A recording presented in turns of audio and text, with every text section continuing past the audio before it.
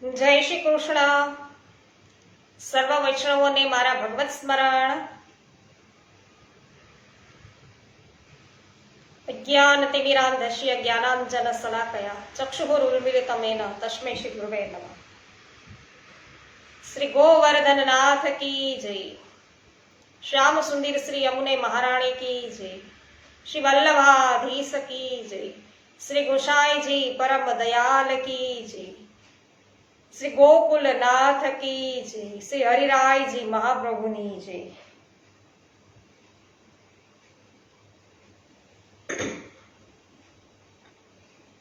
શ્રી ગર્ગ સંહિતા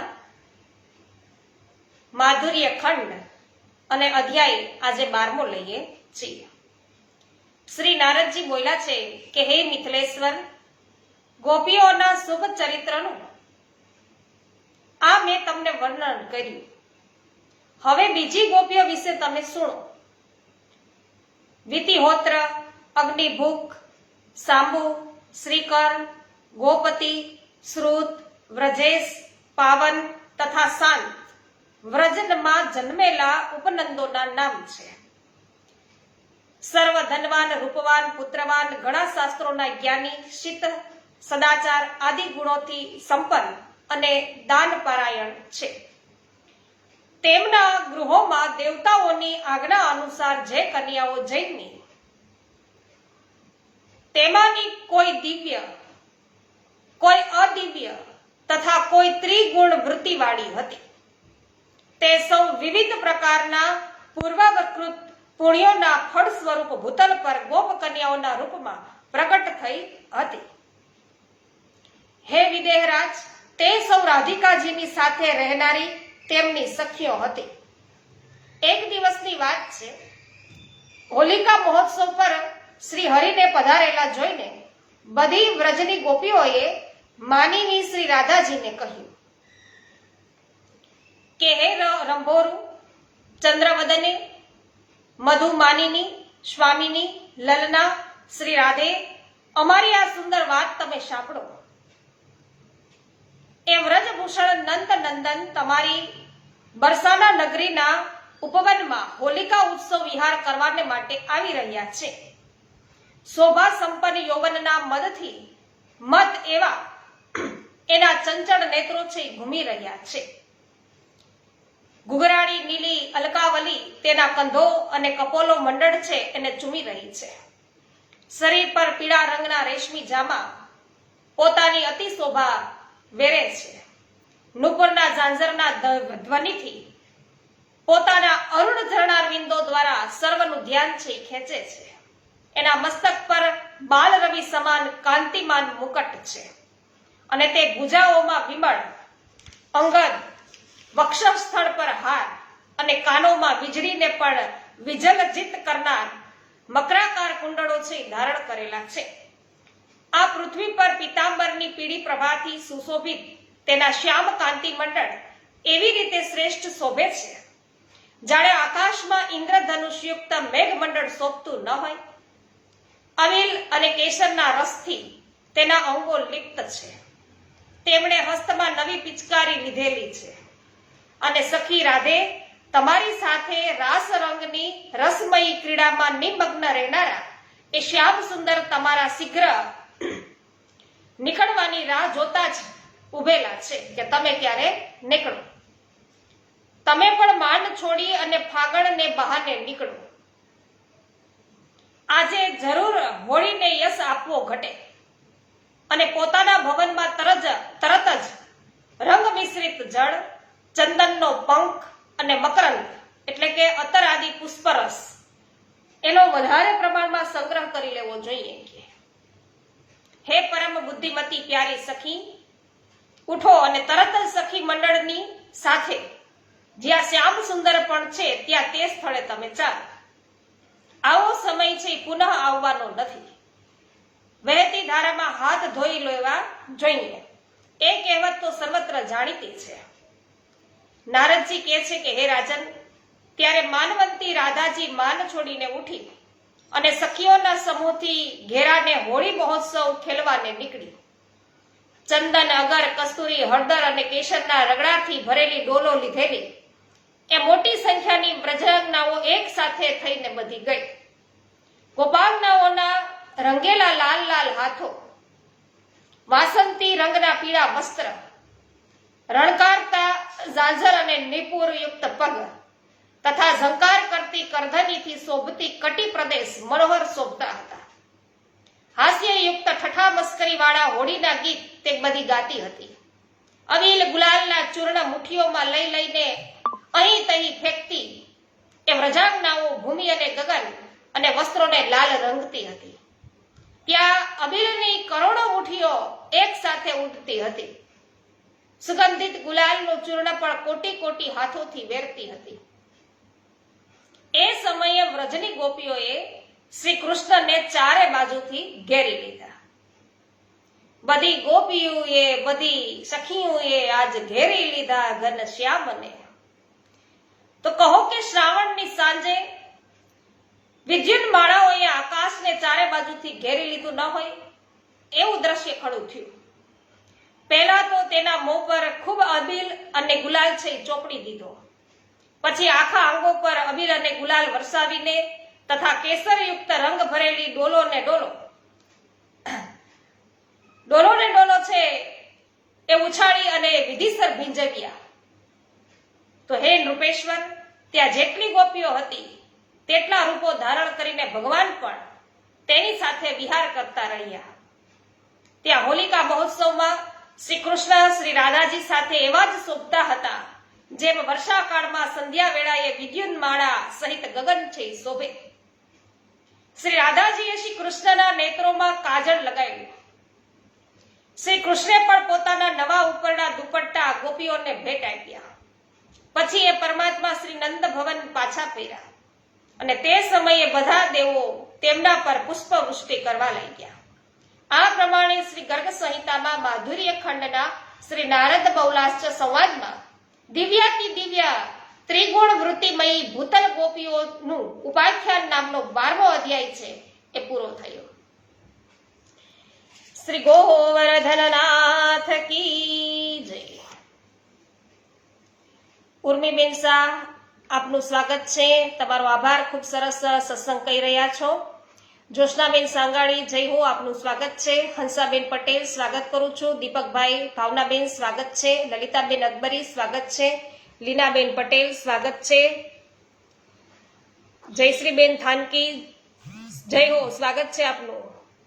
મનસુખભાઈ ગજેરા, સ્વાગત છે. કુંદનબેન પરમાર, મહેશભાઈ વસોયા, મિતાબેન સચદેવ, જયસુખભાઈ સચદેવ, હેમાબેન ગુજરાતી, કે સાંગાણી, ગીતાબેન ભુવા, કરશનભાઈ ભુવા, સર્વ વૈષ્ણવજનોનું સ્વાગત કરું છું.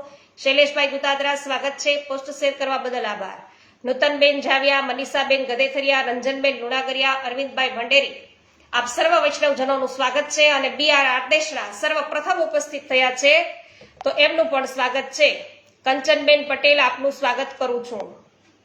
અરવિંદભાઈ ભંડેરી છે.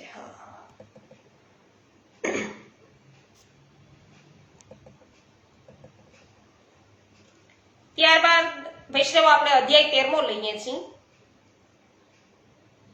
જેમાં આપણે દેવાંગના સ્વરૂપા ગોપીઓની વાત છે એ જાણીશું. શ્રી નારદજી બોલ્યા કે હે મિથિલેશ્વર, હવે દેવાંગના સ્વરૂપા ગોપીઓનું વર્ણન સુણો. જે મનુષ્યોને ચારે પદાર્થો આપનાર તથા તેના ભક્તિભાવની વૃદ્ધિ કરનાર સર્વોત્તમ સાધન છે. માલવ દેશમાં એક ગોપ હતા જેનું નામ દિવસપતિ નંદ હતું અને તેને 1000 પત્નીઓ હતી. તે ઘણા શ્રીમંત અને નીતિજ્ઞ હતા. એકવાર તીર્થયાત્રાના પ્રસંગે તેમનું મથુરામાં આગમન થયું અને ત્યાં વૃદ્ધાજીશ્વર નંદરાજનું નામ સુણી અને તે તેમને મળવાને ગોકુળ ગયા નંદરાયજીને મળવા. તો ત્યાં નંદરાજને મળીને અને વૃંદાવનની શોભા જોઈને મહામના દિવસપતિ નંદરાજજીની આજ્ઞાથી ત્યાં જ રહેવા લાગ્યા અને તેમણે 2 યોજનની ભૂમિ રોકી લઈને ગાયોના માટે ગોષ્ઠશ્રી બનાવ્યું. હે રાજન, વ્રજમાં પોતાના કુટુંબી બંધુજનો સાથે રહેતા દિવસપતિને ઘણી પ્રસન્નતા થઈ અને દેવલ મુનિના આદેશથી બધી દેવાંગનાઓ એ દિવસપતિને મહાદિવ્ય કન્યાઓ થઈ. તો તો આ દિવસપતિને જે કન્યાઓ થઈ છે એની વાત અહીંયા થઈ રહી છે. તો દેવર મુનિના આદેશથી વૈષ્ણવો એમને ત્યાં આ કન્યાઓ છે એ પ્રગટી, અને જે પ્રજ્વલિત અગ્નિના સમાન તેજસ્વીની હતી. એકવાર શ્યામ સુંદર શ્રી કૃષ્ણના દર્શન પામીને તે બધી કન્યાઓ મોહિત થઈ ગઈ અને દામોદરને પામવાના માટે પુરુષોત્તમ માઘ માસનું વ્રત કર્યું. અડધો સૂર્ય ઉદય થતા થતા હરરોજ એ વ્રજાંગનાઓ યમુનાજીમાં જઈ અને સ્નાન કરતી અને પ્રેમ આનંદથી વિહવળ થઈને ઊંચા સ્વરે શ્રી કૃષ્ણની લીલાનું ગાન કરતી. તો ભગવાન શ્રી કૃષ્ણ તેમના પર પ્રસન્ન થઈને બોલ્યા કે તમે કંઈક વરદાન માંગો. ત્યારે તેમણે બે હાથ જોડી અને પરમાત્માને પ્રણામ કરી અને ધીમે ધીમે કહ્યું. શું કહ્યું ગોપીઓએ કે હે પ્રભુ, આપ યોગેશ્વરો માટે પણ દુર્લભ છો. કોના માટે દુર્લભ છે પ્રભુ? યોગેશ્વરો માટે પણ દુર્લભ છે. એ વાત તો નિશ્ચિત છે. સર્વના ઈશ્વર તથા કારણોના પણ આપ કારણ છો. તો આપ બંસીધારી છો. આપના મનમથના મનને પણ છે મથન કરનાર છો. તો મોહી લેનાર છો મનને. તો આપ હંમેશા અમારી નજર સમક્ષ જ રહો. શું કહે છે કે તમે અમારી નજર સમક્ષ જ રહો, એમ ગોપીજનો કહે. તો હે રાજન, તમારે તથાસ્તુ કહી અને જે આદિદેવ શ્રી હરિએ ગોપીઓના માટે પોતાના દર્શન દ્વાર છે ખુલ્લા મૂક્યા, તેઓ સદા તમારા હૃદયમાં નજર આગળ વસેલા રહે અને બોલાવતા તત્કાળ ચિત્તમાં આવીને સ્થિત થઈને આવે. જેમણે કમરમાં પીતાંબર બાંધેલું છે, જેના મસ્તક પર મોર પંખનો મુગટ શોભે છે અને ગરદન જેની ઝુકેલી છે, જેના હાથમાં બંસરી અને છડી છે તથા કર્ણોમાં રત્નમય કુંડળો ઝળહળે છે, તે પટુતર નટવેશધારી શ્રી હરિનું હું ભજન કરું છું. આદિદેવ શ્રી હરિ કેવળ ભક્તિથી જ વશ થાય છે.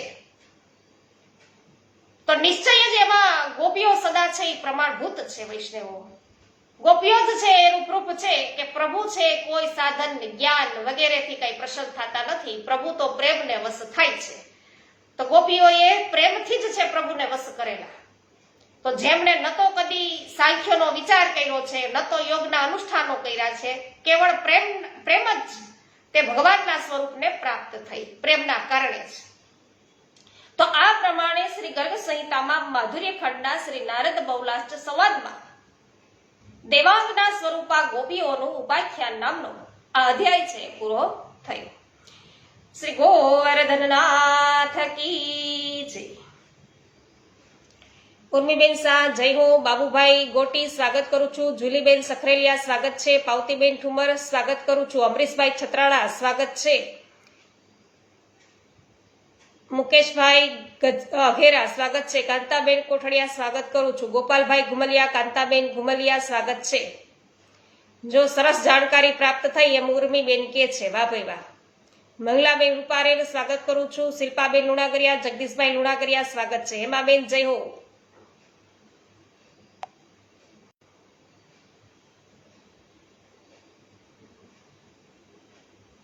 જ્યોત્સનાબેન સાંગાણી, હંસાબેન પટેલ સર્વનું સ્વાગત છે. હો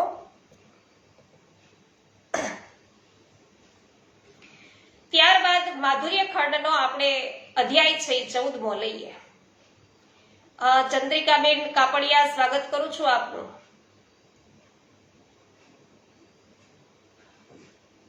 હવે આપણે દેવાંગના સ્વરૂપા ગોપીઓ વિશે જાણ્યું.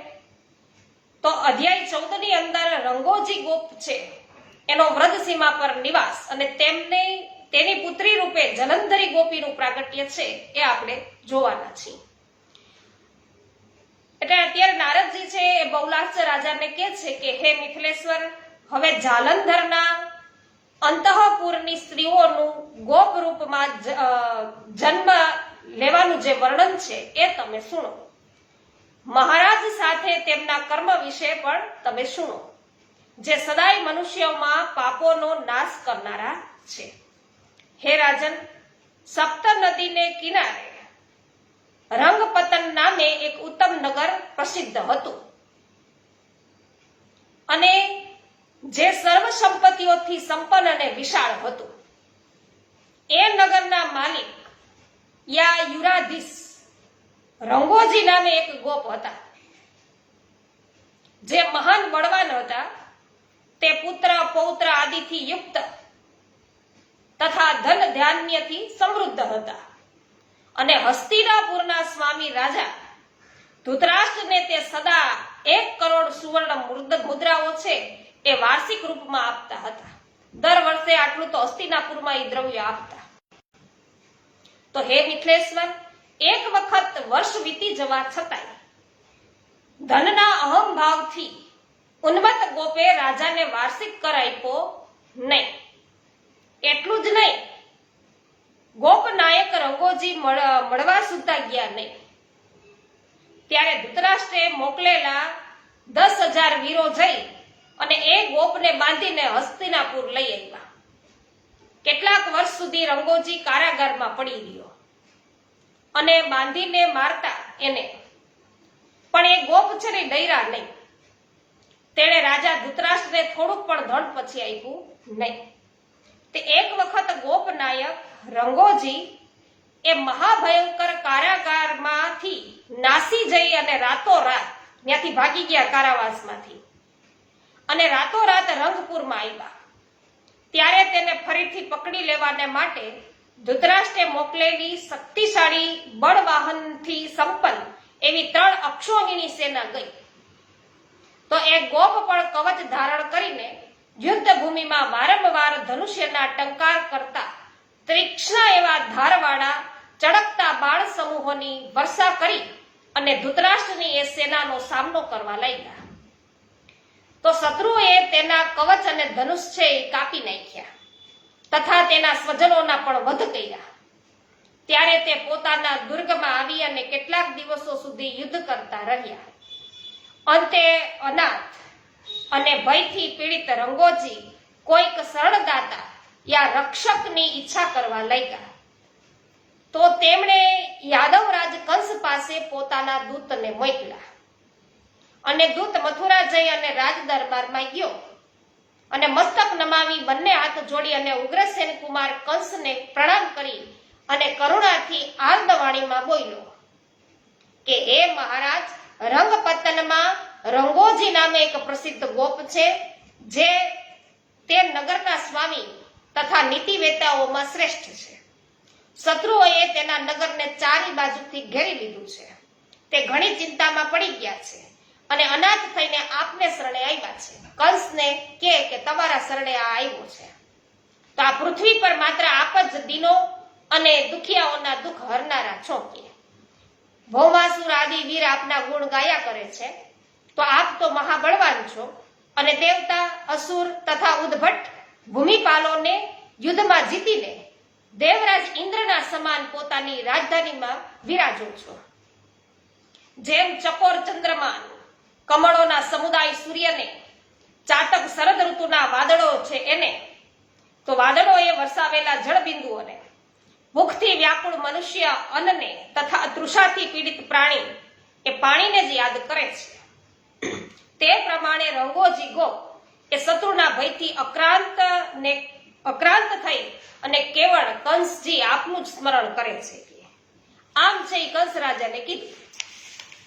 એટલે નારદજી કહે છે કે હે રાજન, દૂતની આ વાત સાંભળીને દિનવત્સ કંસે કરોડો દૈત્યોની સેનાની સાથે ત્યાં જવાનો વિચાર કર્યો અને તેના હાથીઓના ગંડસ્થળ પર ગોમૂત્રમાં ઘોળેલું સિંદૂર અને કસ્તુરી દ્વારા પત્ર રચના કરવામાં આવી હતી.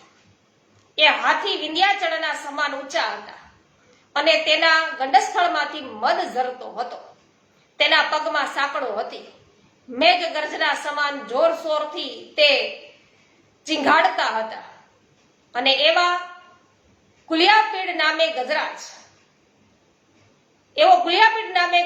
પણ એવો બેહી અને મદમસ્ત રાજા કંસ છે એ સહસા કવચ આદિથી સુસજ્જ થઈ અને ચારણ મુષ્ટિક આદિ મલ્લો તથા કેશી, વ્યામાસુર, વૃષાસુર આદિ દૈત્ય યોદ્ધાઓની સાથે આ રંગપતન ભણી ચાલી નીકળ્યો અને ત્યાં યાદવો અને કૌરવોની સેનાઓમાં પરસ્પર બાણો, ખડકો અને ત્રિશૂળોના પ્રહારથી ઘોર યુદ્ધ થયું.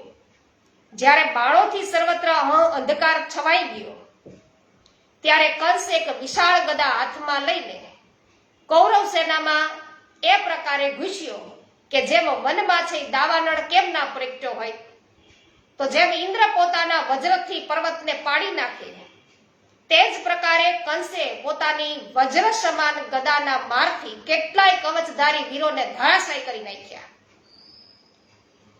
અને તેમણે પગમાં પહેરેલી પગના પ્રહારથી રથોને રોડી નાખ્યા. એડીઓથી મારી મારીને અશ્વોને કચુંબર કરી નાખ્યા. તો હાથ વડે હાથીને જ મારીને તેના પગ પકડીને ઉછાળ્યા અને મહાબળવાન કંસે કેટલાય હાથીઓના કંધો અથવા તો કક્ષ ભાગોને છે પકડી તેને ઝુલા સહિત બળપૂર્વક ઘુમાવતા આકાશમાં ફેંક્યા. તો હે રાજન, એ યુદ્ધ ભૂમિમાં બળવાન વ્યોમાસુર હાથીઓના સૂંઢ દંડ પકડીને તેને ચંચળ ઘંટાઓ સહિત ઉછાળીને સામે ફેંકી દેતો હતો. દુષ્ટ દૈત્ય બળવાન વૃષાસુર અશ્વો સહિત રથોને પોતાના શિંગડા પર ઉઠાવીને વારંવાર ઘુમાવતા ચારે દિશાઓમાં ફેંકવા લાગ્યા. તો હે રાજેન્દ્ર, બળવાન દૈત્યરાજ કેશીએ બળપૂર્વક પોતાના પાછલા પગોથી ઘણા વીરો અને અશ્વોને અહીં તહીં ભો ભેગા કરી દીધા. આવું ભયંકર યુદ્ધ જોઈ અને કૌરવ સેનાના શેષવીર ભયથી વ્યાકુળ થઈ અને દસે દિશાઓમાં નાસી છૂટ્યા. દૈત્યરાજ વીર કંસ વિજય ઉલ્લાસમાં નગારા વગાડતા કુટુંબ સહિત રંગોજી ગોપને પોતાની સાથે જ મથુરા લઈ ગયો અને પોતાની સેનાના પરાજયના સમાચાર સાંભળીને કૌરવ છે એ બધા ક્રોધથી મૂર્છિત થઈ ગયા. પણ વર્તમાન સમયના દૈત્યોના અનુકૂળ જોઈને તે બધાય છે સૌ ચૂપ થયા અને વ્રજમંડળની સીમા પર બહિર્સસ નામે પ્રસિદ્ધ એક મનોહર નગર હતું, જેને બળવાન દૈત્યરાજ કંસે રંગોજીને આપી દીધું. તો આ રંગોજીને આ નગર છે એ આપી દીધું અને ગોપનાયક રંગોજી હવે ત્યાં જ નિવાસ કરવા લાગ્યા. તો શ્રી હરિના વરદાનથી જાલંધરના અંતઃપુરની સ્ત્રીઓ શ્રી હરિના વરદાનથી જાલંધરના અંતઃપુરની સ્ત્રીઓ તે ગોપની પત્નીઓના ગર્ભથી જન્મી. તો આ જે ની આપણે વાત કરી રહ્યા છે રંગોજી, એની પત્નીઓ છે એ ગોપ પત્નીઓના ગર્ભથી છે એ બધી જન્મી કન્યાઓ અને રૂપ અને યૌવનથી વિભૂષિત તે ગોપ કન્યાઓ બીજા ગોપજનોની સાથે લગ્ન કરવામાં એના આવ્યા. તો એના બધાના લગ્ન છે એ બીજા ગોપ સાથે થયા, પણ તે ઝાર ભાવથી ભગવાન શ્રી કૃષ્ણના પ્રતિ ગાઢ પ્રેમ કરવા લાગી. શ્રી કૃષ્ણને પ્રેમ કરે છે અને વૃંદાવનેશ્વર શ્યામ સુંદરે ચૈત્ર માસના મહારાસમાં તે સર્વની સાથે પુણ્યમય રમણીય વૃંદાવનની ભીતર છે વિહાર કર્યો. તો આ પ્રમાણે શ્રી ગર્ગ સંહિતામાં માધુર્ય ખંડના શ્રી નારદ બહુલાચ સંવાદમાં જાલંધરી ગોપીઓનું ઉપાખ્યાન આ નામનો 14મો અધ્યાય છે પૂરો થયો. શ્રી ગોવર્ધનનાથ કી જય. બિપિનભાઈ ડોબરિયા સ્વાગત કરું છું. સરસ, તમને ઉર્મીબેન કે છે કે સુંદર સત્સંગનો લાભ છે પ્રાપ્ત થાય છે. ખૂબ જ સરસ, આભાર આપનો. કથિરિયા વલ્લભભાઈ સ્વાગત છે. સવિતાબેન ગોધાણી, ભાનુબેન સોની સ્વાગત છે. જીતુભાઈ પોકિયા સ્વાગત છે. અરવિંદભાઈ કડછા સ્વાગત છે. મનીષાબેન અઘેરા સ્વાગત છે. પોસ્ટ શેર કરવા બદલ આભાર. માલતીબેન કનાડિયા આપનું પણ સ્વાગત છે. નૂતનબેન જાવિયા જય હો સ્વાગત છે. હેમાબેન ગુજરાતી આભાર. માધુરીબેન મિસ્ત્રી જય હો સ્વાગત છે આપનું પણ. શિલ્પાબેન લુણાગરિયા, જગદીશભાઈ લુણાગરિયા રાજકોટથી ઉપસ્થિત છે, એમનું પણ સ્વાગત કરું છું. તો ઉર્મીબેન શાહ તમને બધાને ભગવત સ્મરણ કરે છે, લંડનથી તેઓ ઉપસ્થિત છે. જય હો. મનીષભાઈ શાહ આપનું સ્વાગત કરું છું. ત્યારબાદ વૈષ્ણવો આપણે અધ્યાય છે 15મો લઈએ છીએ.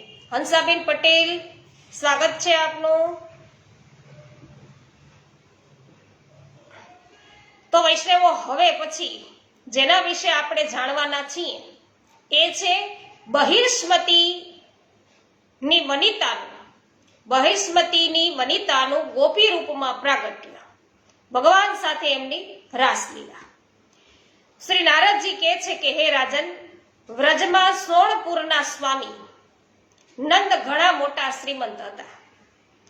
હે મિથિલેશ્વર, તેને 5000 પત્નીઓ હતી અને તેના ગર્ભથી સમુદ્ર સંભવા શ્રી લક્ષ્મીજીની એ સખીઓ છે ને જૈનની, જેને મત્સ્ય અવતારધારી ભગવાને એવું જ વરદાન છે એ પ્રાપ્ત થયું હતું. તો હે નરેશ્વર, તે સિવાય બીજી પણ વિવિધ ઔષધિઓ કે જે પૃથ્વીના દોહનથી પ્રગટ થઈ હતી, તો ત્યાં ગોપ રૂપમાં ઉત્પન્ન થઈ અને બહિષ્મૃતિપુરીની એ નારીઓ પણ જેણે મહારાજ પૃથુનું વરદાન પ્રાપ્ત કર્યું હતું, જાતિસ્મરા ગોપીઓના રૂપમાં વ્રજમાં એ ઉત્પન્ન થઈ અને નર નારાયણના વરદાનથી અપ્સરાઓ પણ ગોપી રૂપમાં પ્રગટ થઈ હતી. સુતલવાસીની દૈત્ય નારીઓ વામનજીના વરદાનથી વ્રજમાં ઉત્પન્ન થઈ અને દુર્વાસા મુનિએ તે સર્વને અદ્ભુત કૃષ્ણ પંચાંગ આપ્યું હતું, જેનાથી યમુનાજીની પૂજા કરીને તેમણે શ્રી પતિના વર રૂપે વરણ કર્યું. તો એક દિવસની વાત છે, મનોહર વૃંદાવનમાં દિવ્ય યમુના તટ પર જ્યાં નર કોકિલોના સુશોભિત હર્ષભર્યા વૃક્ષોના સમૂહો છે એ શોભે છે. ભ્રમરોના ગુંજારવની સાથે કોકિલો અને સારસોની મીઠી વાણી પણ ગુંજતી હતી અને વાસંતી લતાઓથી આવૃત તથા શીતલ મંદ સુગંધ વાયુથી પરિસેવિત મધુમાસમાં તે ગોપાંગનાઓની સાથે મદન મોહન શ્યામ સુંદર શ્રી હરિએ કલ્પ વૃક્ષોની શ્રેણીથી મનોરમ પ્રતીત થનાર કદમ વૃક્ષની નીચે એકાંત સ્થળમાં ઝૂલા ઝૂલાવવાના ઉત્સવનો પ્રારંભ કર્યો. જય હો. અને ત્યાં યમુના જળથી ઉછળતા મોજાનો કોલાહલ છે ફેલાયો હતો અને તે પ્રેમ વિહવળ ગોપાંગનાઓ શ્રી હરિની સાથે ઝૂલા ઝૂલવાની ક્રીડા કરી રહી હતી. તો ઝૂલે છે નંદનો કુમાર, રાધિકાની સંગે ઝૂલે છે.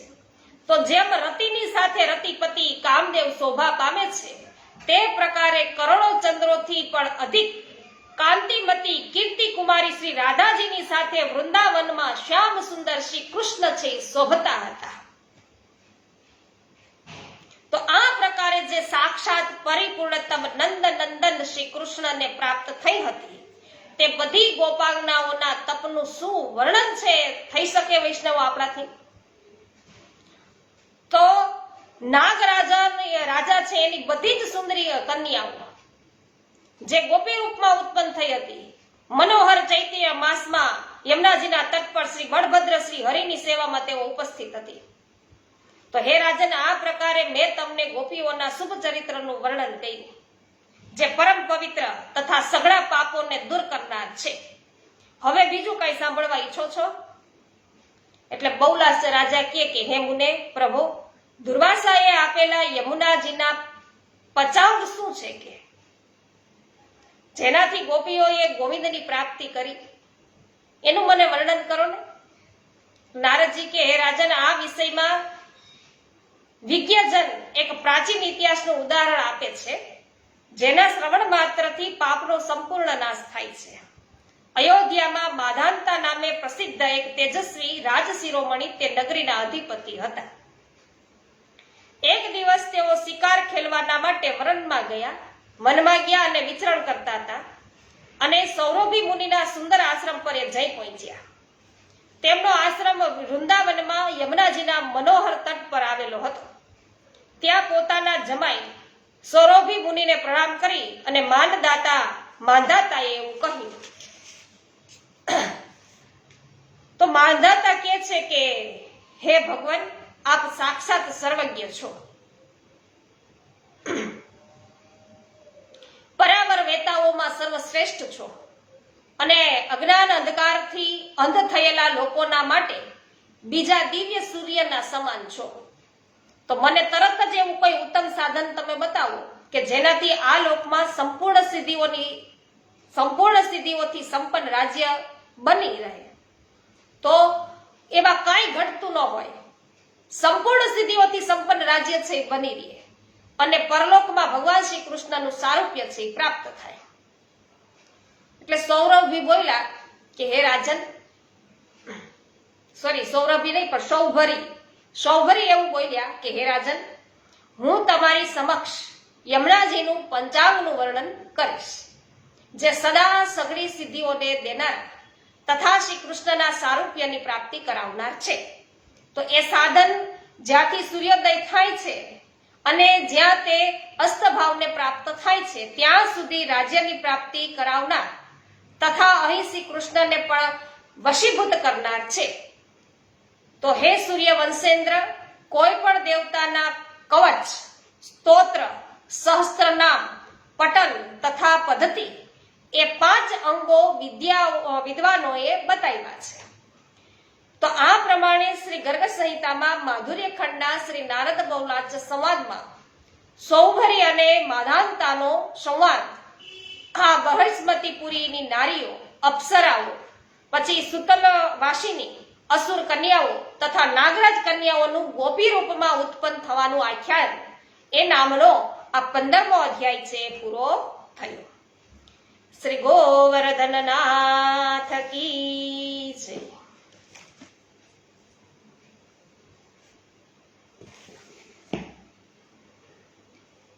પમ્મીબેન, પ્રિન્સભાઈ, શામજીભાઈ નકુમ, સર્વ પરિવારજનોનું સ્વાગત છે. સુરેશભાઈ મુગલપરા સ્વાગત કરું છું. રમેશભાઈ ચાંગાની સ્વાગત છે. પોસ્ટ શેર કરવા બદલ આભાર.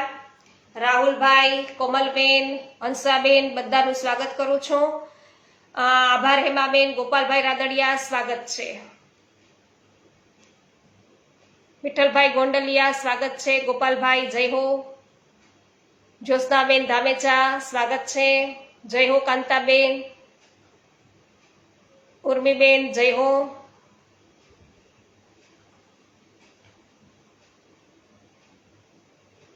જય હો. રંજનબેન.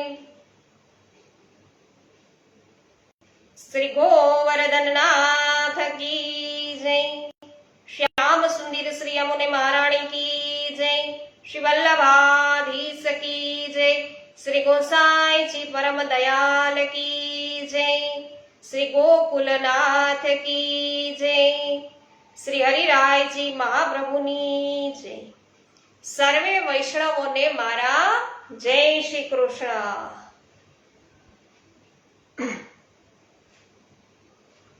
ઉર્મીબેન શાહ, આપણે રોજ બપોરના સમયે, તમારે અત્યારે કયો સમય હોય એ ખબર નહીં, અત્યારે અમે અડધી કલાક સત્સંગ કરીએ છીએ. 2 વાગે શરૂ કર્યો હતો અને 2:30 વાગે પૂર્ણ થયો.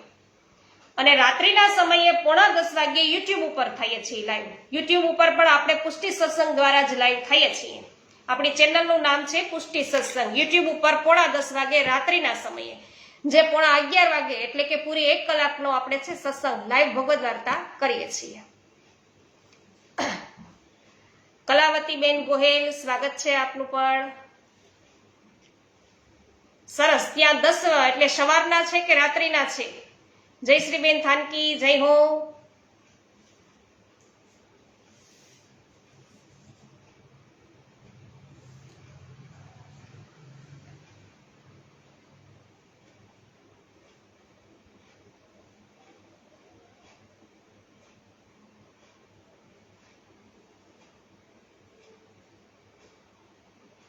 તમારે સવારના છે ને? સવારના 10 વાગ્યા છે. તો હવે અમે રાત્રિના વળી પાછા કરીશું એટલે તમારે થોડોક ફરક આવશે. એટલે તમારે ત્યાં જે રાત નહીં થઈ હોય ત્યાં અમે ફરી પાછા યુટ્યુબ ઉપર લાઈવ થશું. તો અવશ્ય યુટ્યુબ ઉપર પુષ્ટિ સત્સંગ શિવાંગીબેનનો સત્સંગ છે એ સર્ચ કરી અને લાઈવ થજો.